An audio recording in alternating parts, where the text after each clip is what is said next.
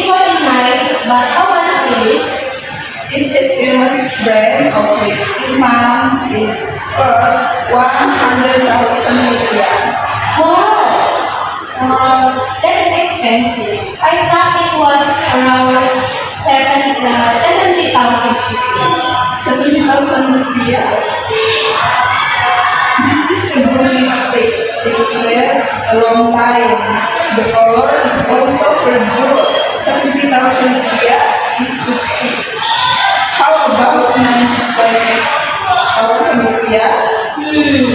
90,000 is still a bit expensive for me.